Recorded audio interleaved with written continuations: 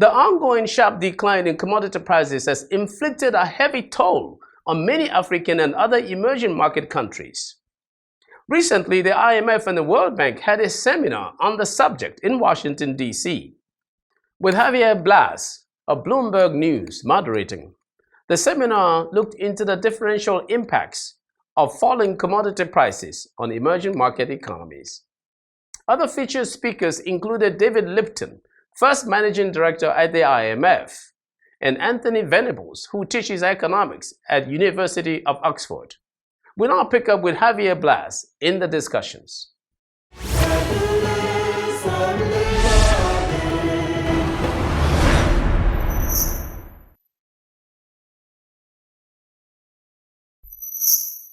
And the drop in commodity prices has been widespread. We have iron ore, for example, is actually one of the commodities. This is the percentage change in the price of commodities over the last 2 years. And I have used monthly average to try to avoid some of the peaks and smooth a bit the numbers. But you see almost 60% drop for iron ore, 48% for crude oil. Cotton is down 26%. Copper is down 22%. And there are a few commodities that they are up. So there are some good news for some producers. The price of bananas, for example, is up 11% over the last 2 years. And the price of tea is up 3%. And I was told by the minister from Colombia that coffee prices are doing also all right. And actually it's true that Starbucks just keeps asking me exactly the same money regardless of what the commodity is doing. These are certainly salient points from Javier Blas that countries like Nigeria and others in sub-Saharan Africa should take note of. Let's continue with Mr. Blas as he rounds up his initial remarks. So you see, we have a widespread drop in commodity prices, with some commodities actually falling more than 50%, and those are key commodities. Iron ore, oil, those are two of the most important commodities for the global economy. We will now hear from David Lipton, as he provides an IMF perspective. Well, we think on balance that the decline in oil prices, the decline in other commodity prices is supportive of the global economy. You can read, we've written quite a bit about this in the World Economic Outlook paper that's just come out, so you can look in and see in detail some of the things that I'll be talking about. When we talk about oil prices, of course, we have to ask really what's behind this. Our assessment is that the majority of what's happened has been because of increases and surprise increases in the supply of oil. And that leads us to believe that the impact may be somewhat lasting and not simply go away as the global recovery takes hold and demand recovers. The reason that we think that the impact is positive is we recognize that, of course, there are winners and losers. People gain and in essence, their incomes, their purchasing power is higher when oil prices go down. So the oil importing countries gain, the oil exporting countries lose.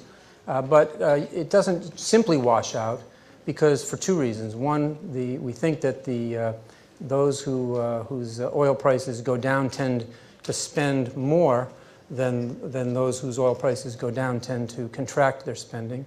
But also there's a broad effect that whether we're talking about other commodities or many of the other commodities or oil, that these are used as an input to production, and so costs are lower, and that means that manufacturing or services that use oil or other commodities see higher profitability, can pay higher wages, may invest more, and that effect also matters. So on balance, we think that the impact on the global economy, other things equal, is somewhere between 0.5% and 1% increase in global GDP. It's not clear exactly how persistent this will be, how long it will be.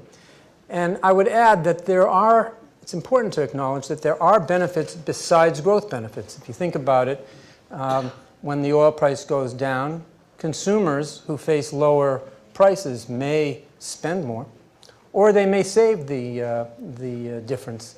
And in doing so, their the household balance sheet is somewhat better. Governments may or may not pass, governments where prices are controlled or where there are subsidies may one way or another not pass through the price decline. And so government fiscal positions may improve. In fact, we think it's quite a good time for governments that have provided energy subsidies to take the opportunity to cut back on those subsidies and improve their fiscal situations. So there are other senses in which even if the oil price decline doesn't pass through to growth, that it's beneficial. Now, on the other side, of course, there are countries, and many are here at our meetings talking about many countries that suffer from these declines, either seeing their industries, their oil industries less profitable, their oil investments less profitable, their government positions based on revenues from the oil industry being hurt.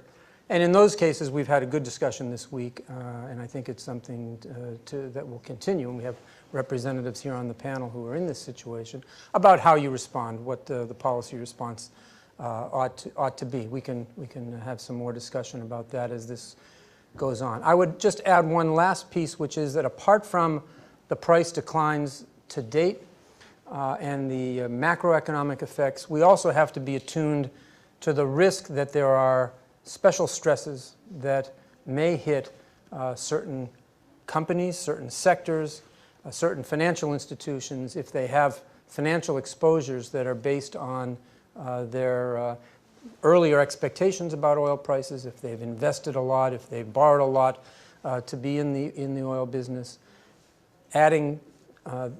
Combining this effect, the oil price decline, with other things going on in the world, the dollar's appreciating, the euro and the yen are depreciating.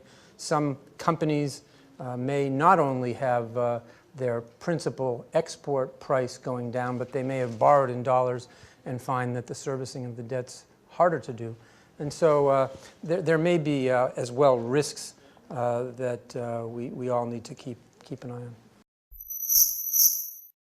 Professor Anthony Venables is an expert on a range of issues, including commodity prices. There are sort of choices here to be made. The accounting identity is that if your foreign exchange earnings from oil have gone down, then you better either cut imports or raise exports of something else.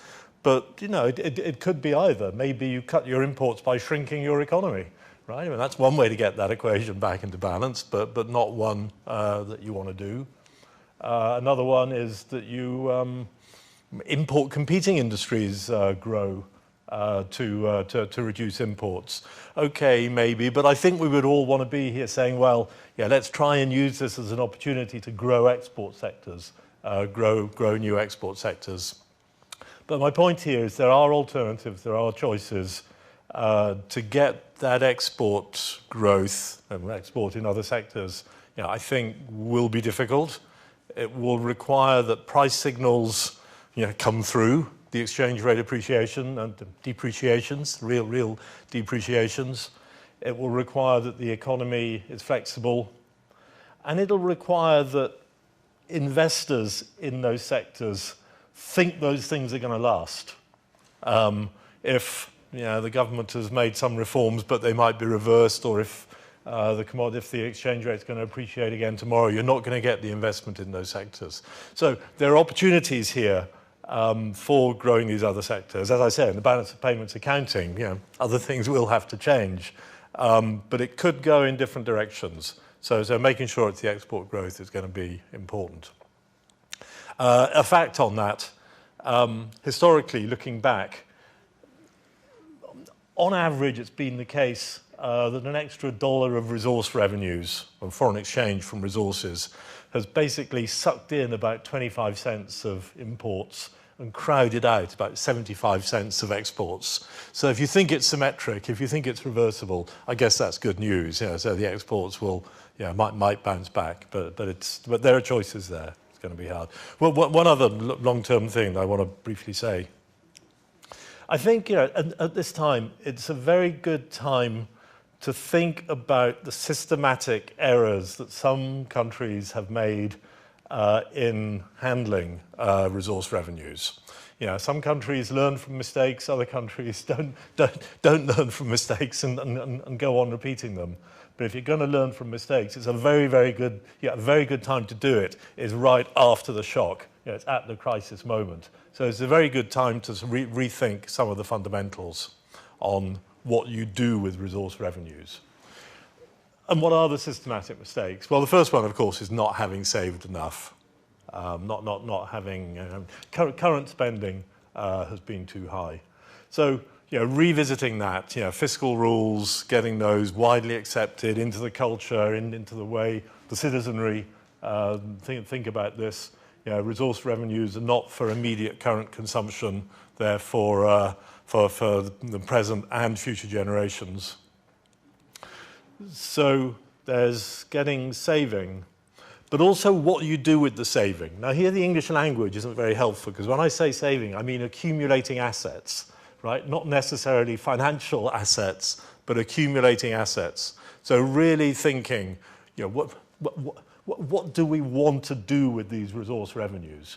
And for most developing countries, and I think emerging markets also, it's really growing the domestic economy. So it's really, you know, saying, well, we think we're going to be getting some, you know, resource revenues coming through. How do we make sensible domestic investment plans? And by investment, I mean accumulating assets, and that could be health, could be education, could be infrastructure, roads. Really thinking that through. And then having fiscal rules that have the high overall savings rate, but are also really geared to productive, efficient use of these resources and these revenues within the domestic economy. I think that's really important to get these messages across, and probably no better time to do it than a moment of near crisis in some countries. Thank you so much. Mr. Lipton, we have here that some of these countries are really going through a substantial adjustment process. And as you said, they need to prepare, and the smart thing to do is to prepare as this was going to stay for a long time. What the IMF can do, what instruments you could put in place, or you have already in place, that you could deploy to help these countries? Well, we start with policy advice, and ours in the run-up to this was to build buffers, and so now it is, if you have buffers, you can rely on them to some extent, but then get on, since we do think this will be a durable change, to get on with the adjustments that you'll need to do if this is more permanent. We've advocated that countries allow exchange rate flexibility where that's consistent with their monetary policy regimes, that can help adjust to the fact that balances of payments are, if not permanently, are for some time looking differently. We provide technical assistance and capacity building to try to help countries, if they don't already have what some of the governments of the participants in this panel have, suitable institutional foundations for dealing with situations like this. Budgets that are based on a kind of a permanent income approach to budgeting, having funds or facilities for accumulating savings, and as Anthony said, for allocating those to the kinds of investments that countries need. Now, obviously, if countries are adversely affected to the point where they have acute financial needs, or if, in the example that I talked about, if there are some exposures that really become quite acute, we have lending facilities that can help countries. Of course, our lending facilities are to help countries over periods of short-term difficulty, but we do have those. Anthony, one of the key words that we have listened so far in this debate has been diversification. And looking forward, when prices recover and these countries can build again buffers, what is the best way that those buffers can be used to support that diversification? Is in a particular way where saving those reserves, because a lot of these countries, and one of my reporting of recent has been just looking at where those reserves are saved. A lot of this is in savings on Western countries. It's just US treasuries, European debt, corporate debt of highly rated AAA companies, actually not supporting the economies locally. Probably that's a good way to save, but that's not really supporting. So how you see this going forward next time that countries can really build the buffers? the diversification is critical to really being able to weather the crisis. Well, to get diversification, I mean, it's easy to list necessary conditions rather than give sufficient ones here. But what do you need? You need the price signals to work. So you need, to have a gain in competitiveness, and obviously the exchange rate is the natural mechanism to bring that about. And you need to be able to have that flexible supply response in your economy. And that requires skilled labour that's perhaps been released from working in government during the good times. It means the infrastructure, the capital, the ports, the cities. It means all that. So for diversification, the price signals have to be there and have to last. The supply response